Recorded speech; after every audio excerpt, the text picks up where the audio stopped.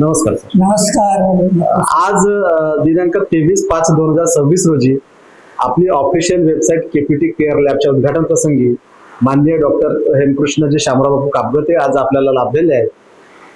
माननीय डॉक्टर हेमकृष्ण कापगते यांचा सामाजिक, राजकीय आणि वैद्यकीय क्षेत्रात खूप भरीव योगदान आहे. तर त्यांच्याशी आपण थोडा गप्पा मारूया.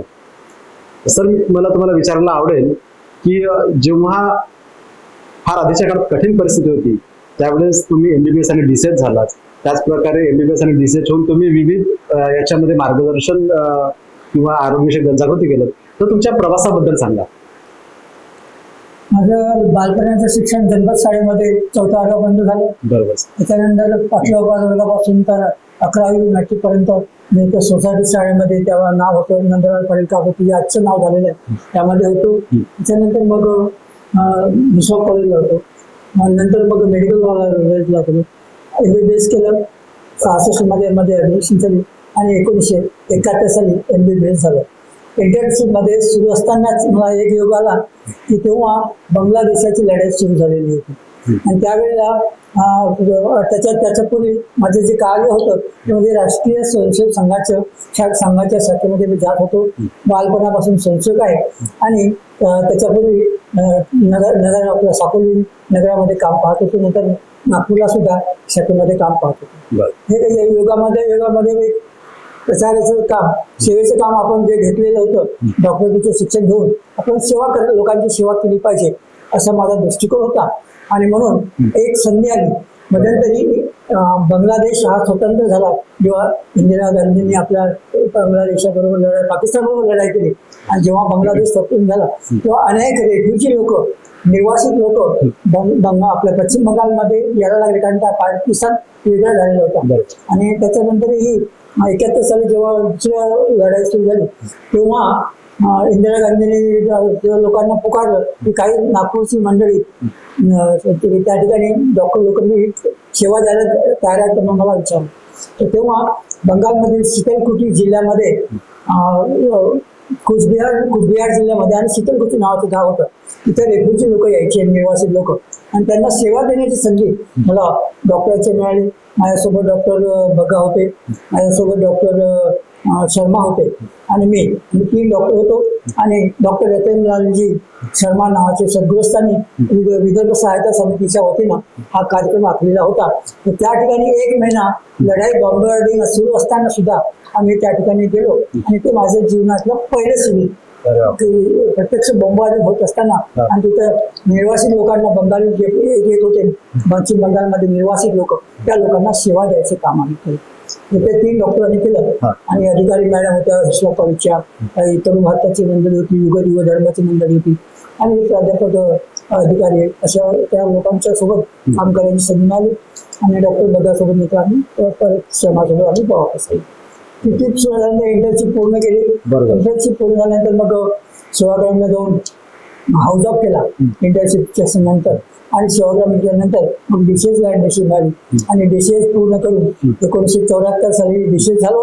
आणि ताबडतोबच असा निर्णय घेतला की आपण ग्रामीण भागातच जायचं आणि शक्यतो आपण इकडे तिकडे न जाता, कुठल्याच मोठ्या शहरात न जाता आपल्याच गावात, तेव्हा ग्रामपंचायत होती, आपणच आपल्याच गावात सेवा द्यायची. म्हणून आम्ही ती तयारी केली आणि साकोली हे गाव निवडलं आणि स्वतःच्याच घरामध्ये आपलं क्लिनिक सुरू केलं. 1 जून 2024ला माफ करा 74 BC झाल्यानंतर मी दवाखाना सुरू केला. आणि तेव्हापासून मग माझं सेवेचं व्रत, लोकांना सेवा देण्याचं काम सुरू झालं.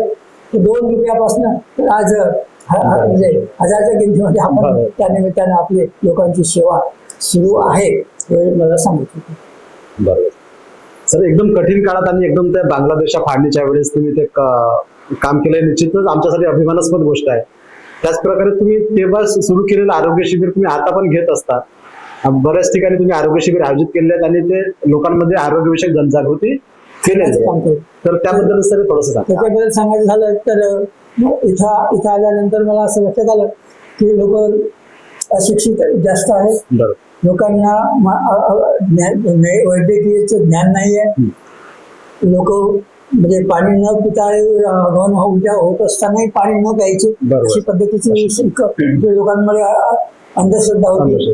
आणि वेगवेगळ्या अंधश्रद्धेपायी मग वैद्याकडे जाणार किंवा कुठल्या भक्ताकडे जाणार, म्हणजे ज्याला पण अंधश्रद्धा म्हणतात, तर ते सुद्धा मिटवण्याचं काम करायच्या निमित्तानं डॉक्टर म्हणून दवाखान्यामध्ये पेशंटला सांगायचं आणि त्यांना अधिकची माहिती देण्याचं काम आम्ही करत होतो. तेव्हा एक गोष्ट लक्षात असं आली की जवळपास मोठ्या प्रमाणावर आपल्याकडे टायफॉइड होतो, हगवून उलट्या लागतात किंवा पाण्याची थोडी आता जी आज शुद्धता आहे तिथे पाण्याची शुद्धता नव्हती. लोक तलावातलं पाणी गड्डा खोदून नदीतलं पाणी गड्डा खोदायचं आणि तो पाणी प्यायचे. त्या पद्धतीने होतं. विहिरी स्वच्छ अस्वच्छ होतात, विहिरीमध्ये औषधं घातल्या जात नव्हती. ह्या पद्धतीनं त्या लोकांना वारंवार बिमार पडायचे, तर ते जास्त होतं. आणि ज्याला आपण मॉर्टॅलिटी रेट म्हणतो, मृत्यू दर, तो त्या काळामध्ये 74मध्ये खूप मोठ्या प्रमाणावर जास्त होता. आता आकडेवारी आत्ता माझ्याजवळ नाही आहे उपलब्ध, 74ला काय मृत्यू दर होता आणि आज 26ला काय मृत्यू दर आहे याची आकडेवारी आता माझ्याजवळ नसला तरी नक्कीच डॉक्टरच्या वाढीमुळे किंवा वाच्यामुळे मृत्यू दर हा कमी झालेला आहे. आणि माझ्यानंतर आता अनेक लोक डॉक्टर झालेले असल्यामुळे त्या लोकांना फायदा मिळतो आहे. सर नक्कीच तुम्ही तेव्हापासून जे आरोग्य शिबिर 1974 ते आता 2026 पर्यंत जो आरोग्य शिबिर घेतला आणि जनजागृती केली, त्याच्यामुळे निश्चितच मृत्यूदर कमी झालेला आहे. पण आजकालच्या तरुणाला सर व्यसनाधीनतेचं खूप प्रमाण लागलं आणि तुम्ही त्याच्यामध्ये पण भरीव कामगिरी करतात व्यसनमुक्तीसाठी. वेगवेगळ्या शाळांमध्ये भाषणाचा कार्यक्रम घेतला होता.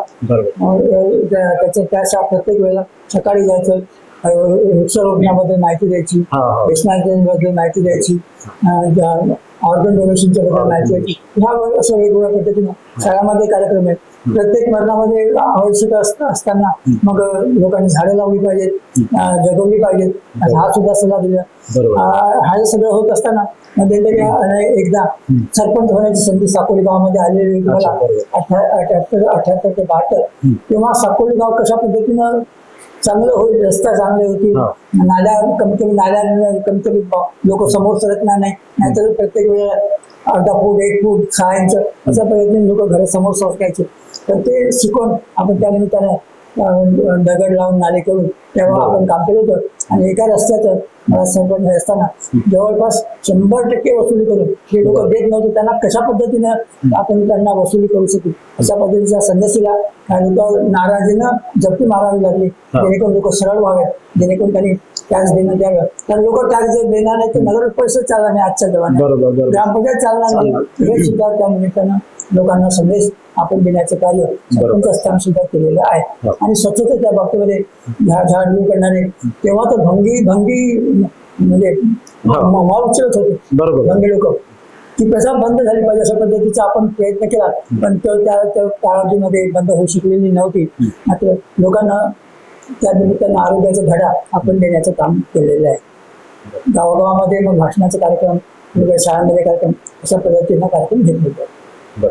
जवळपास मोठ्या प्रमाणावर जवळपास आतापर्यंत जवळपास म्हणजे 550 अगोदर होता आकार मला, जवळपास 600च्या जवळपास गावांना वेगवेगळ्या ठिकाणी वेगवेगळे कॅम्प घेऊन आपण सेवा दिलेली आहे.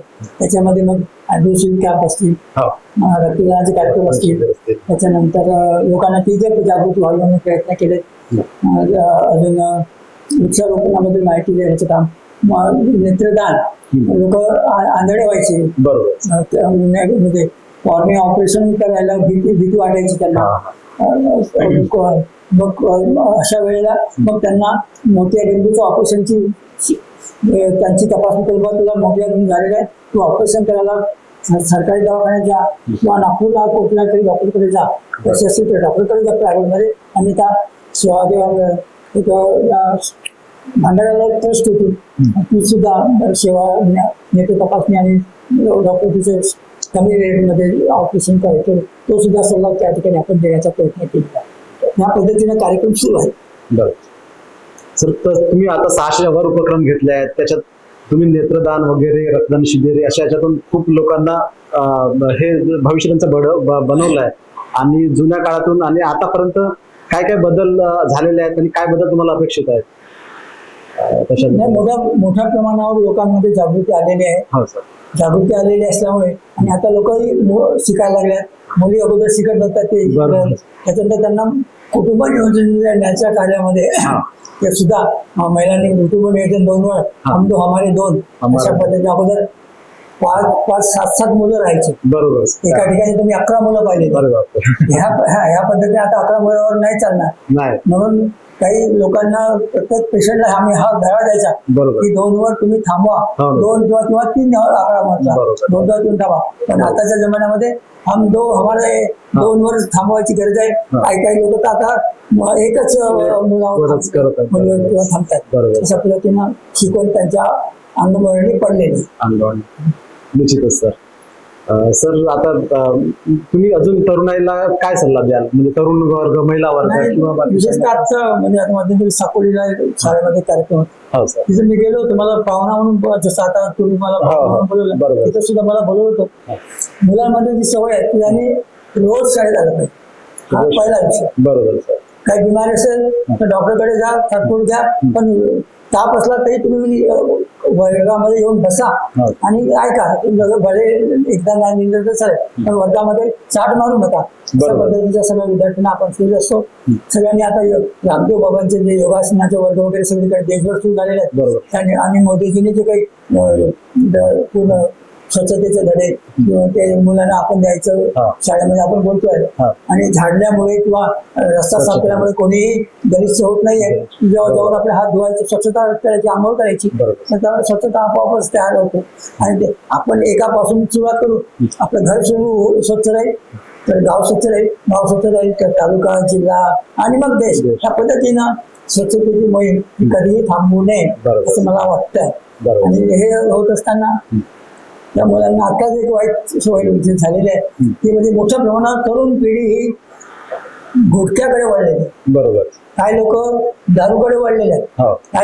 काही मुलं मी पाहिलं बिअर मध्ये सुद्धा गेले. तर मी बाजारात चाळा उचलायला जेव्हा जातो मला दिसतात ते दारू पिताना दिसतात. नवीन नवीन तरुण पोरं, आता 12वीचे मुलं, 10वीचे पोरं. आणि एक माझ्याकडे 2 पेशंट आले होते. त्याच्यामध्ये म्हणजे इतका गुटखा खातात की त्यांना मला सांगितलं, मुलांना सांगितलं मी भाषणामध्ये, अरे म्हटलं गुटखा खाऊ नका. गुटखा खाल्ल्याने तुमचे तोंड हे आतूनचे पावते.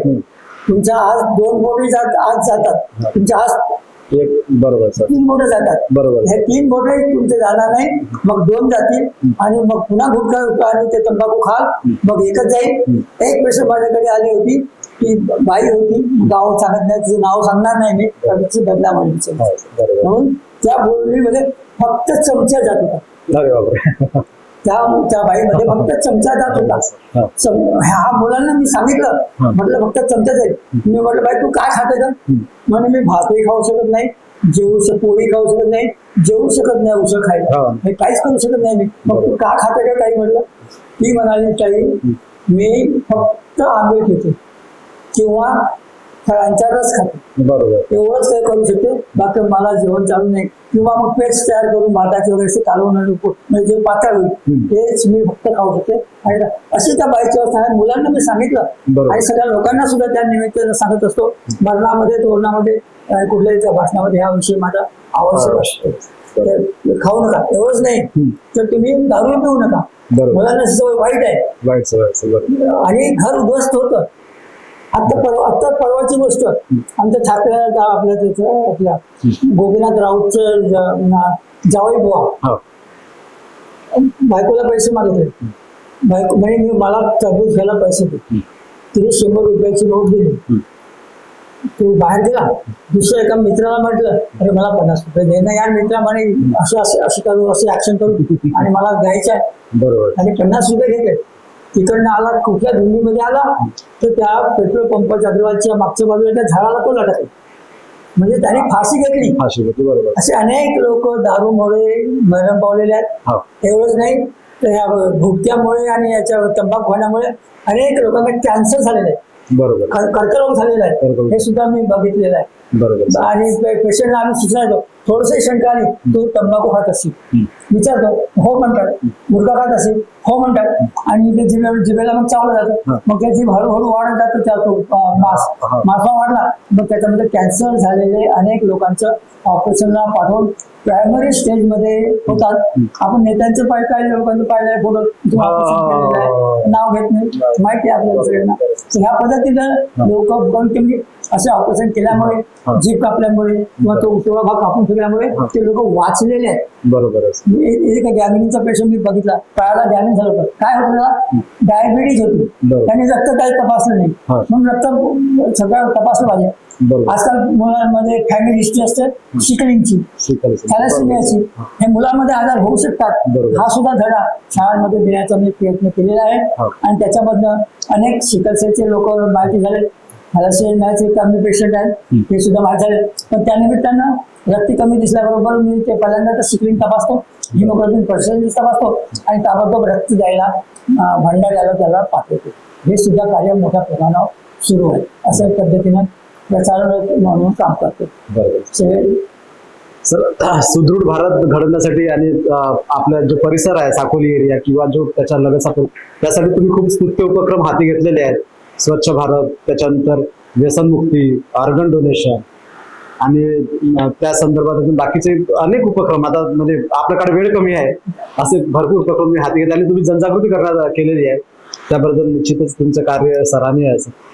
सर, आज आपण इथे आलात, आपला अमूल्य वेळ दिलात आणि आपल्या हस्ते केपीटीकेवरचं उद्घाटन झालं, याबद्दल मी आपला आभार मानतो. धन्यवाद सर, मला बोलवलं आणि माहिती घेऊन घेतली. लोकांपर्यंत आता आपण पोहोचवावी, पोहोचवण्याचं कार्य करावं. आणि माझ्याकडनं पूर्ण केपीटी बॅचला मिश्राम साहेब, डॉक्टर साहेबांना, तसेच त्यांचे सहकारी माननीय त्यांचे वडील गुरुजी असल्यामुळे सावे सर यांना धन्यवाद देतो. त्यांच्यासह चमूला सुद्धा माझा आपण फोटोग्राफी घेतली, मला प्रोत्साहन दिलं, त्याबद्दल सुद्धा देतोय. हे सगळं करत असताना गेल्या 3 वर्षापासून मी पद्मश्रीसाठी फॉर्म भरतोय. या वर्षी सुद्धा मला फॉर्म भरायचा आहे, त्याची तयारी सुरू आहे. सरांना पद्म पुरस्कार मिळो आणि त्यांना उदंड आणि निरोगी आयुष्य लाभो, हे सत्कामदा ठेवून मी थांबतो. धन्यवाद.